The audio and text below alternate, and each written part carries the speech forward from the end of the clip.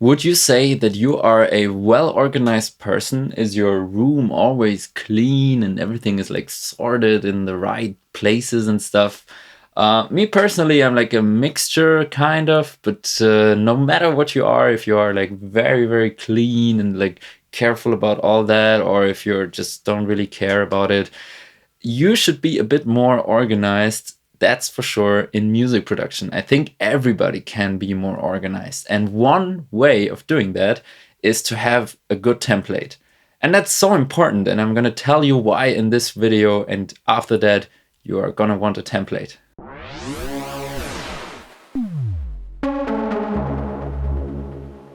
Okay, guys, we're gonna talk about this now. Why are templates so important? Well, have you ever heard of the term muscle memory? Probably did, right? It's when you do a certain task over and over, it's got to be something that's repetitive, like an easy, simple, and at a certain point, your muscles will remember that. So a template is very, very helpful to like use muscle memory for music production. Like, for example, having the same sense all the time. Like what you see here, this is my template, what opens when I open up Ableton. So this is another great thing about templates. You don't have to like every time do your own kick and bass track. I just have it here. Like what I just have to do is put a kick, which I already did. I just make a clip. That takes 2 seconds. And there you go. I can even, you see this is already pre-routed. I can even just enable this. Make a rumble, right? Go back. And I have my kick plus rumble already. Right, and this only takes just like 10 seconds or so to start with, and that's very helpful about a template, because if you have an idea and you want to write it down quickly, you need to have a fast workflow, and templates are one of the best things to have to speed up your workflow, right? So yeah, this is one thing that I prefer to use, like this kick and bass kind of preset here, template, right? For sure, you can always go into the chain like and change stuff, add different stuff, but this is like your basic steps that you would do anyway, so you can already like have them there so you don't have to do them once again every time.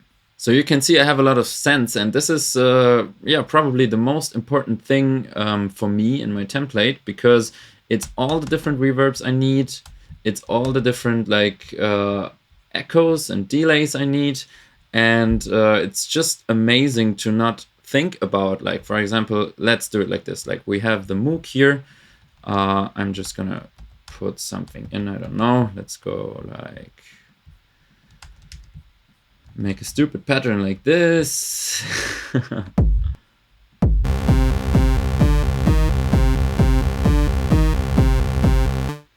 And maybe put an arpeggiator on here so it sounds a bit cooler.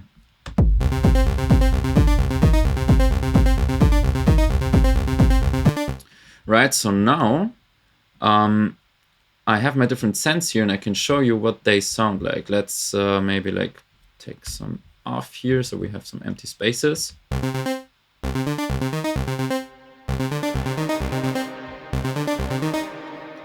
So here we have a dark reverb, right? It feels a bit more far away. It's a bit more like the high frequencies are cut.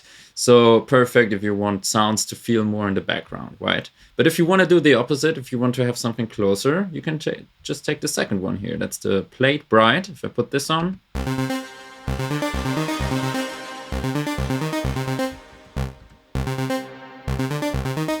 think you can hear the difference very, very obvious. Then next one here is an infinite verb. This is like just a kind of special effect, right? Because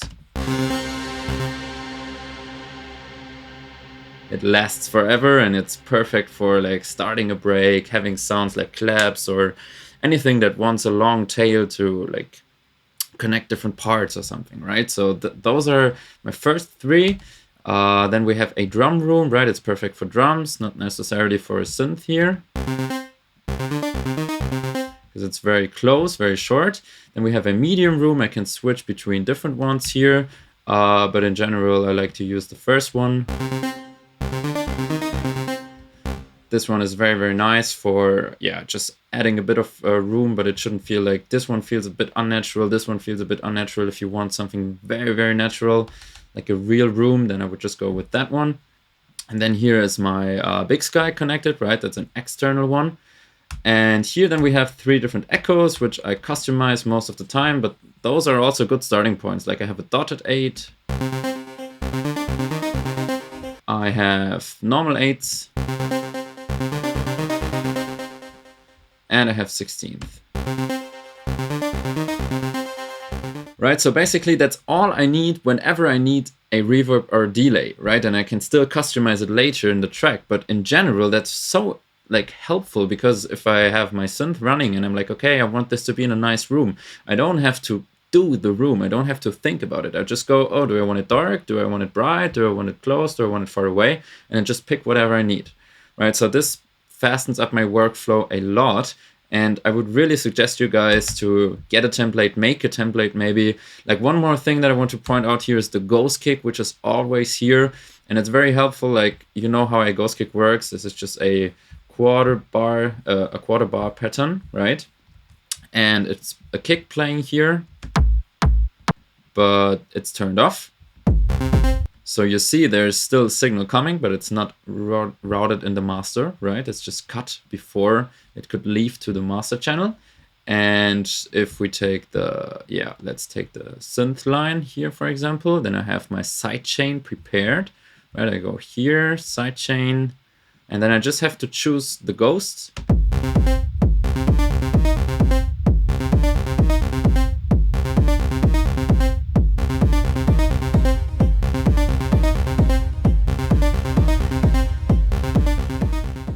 And in no time, this sound is already super nice. It already has the bouncing, it already has the room. So now let's have a look at the template that I exclusively prepared for the people of the weltsound mentorship. So if you don't know about that, let me tell you real quick. It's a mentorship program that we launched like end of last year, and it's going very well. We have a lot of cool students on there. It's a cool community. Everybody's sharing their tracks there, and they get weekly goodies like sample packs, like preset packs, like all like tiny goodies. And they're always related to the video, right? So every Friday on this channel, there's a video. And if you're part of the mentorship, you will get additional content to this video, like this template, for example. So here we have different tracks prepared, right? I think it's very important to have like a good structure in your session. So you have kick and bass, hi-hats, percussion. You can later on group this as your drums, right?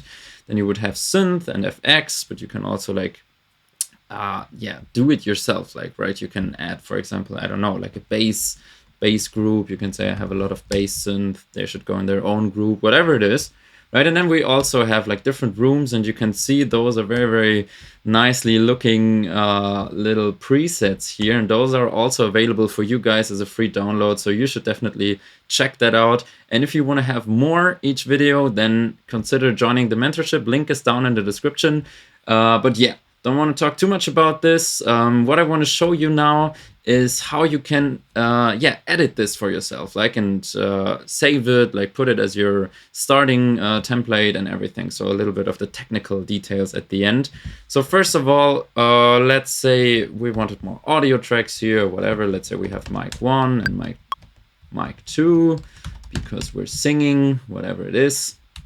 Or we're recording something, and let's say we want another cent or 2. So now, whatever, this is my template, right? And how do I save this as a template now? What you don't have to do is you don't have to save it as like a usual file and then always open the file, and then like that would be a little like Ableton thought about this. Let's put it like this. You can see here there's a template folder, and in this template folder there's like Ableton templates, for example this 8-track recording, demo and sketch, podcast template. But there's also like, in this case, my templates. Like I have a mixing template, I have different versions of my template throughout the time. I have my mentorship template that I just talked about. And so how do you do this now? So basically you go up here to this menu, right? And then right here it says live set als Template sichern, which means like save it as a template or save it as like the standard template. So you can do both, right? You can just save it as a template, which will bring it here, and you can go like my new template. And if you want to make this standard, you can go here now, right? Or either go here and from the beginning go to save it as standard, which I'm not going to do now because I don't want this as my standard template.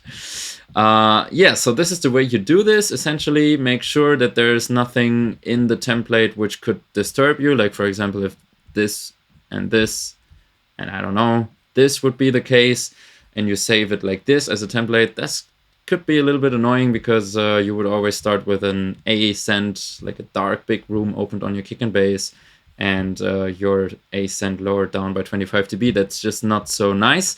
So make sure the template is like smoothly running and everything is where it needs to be.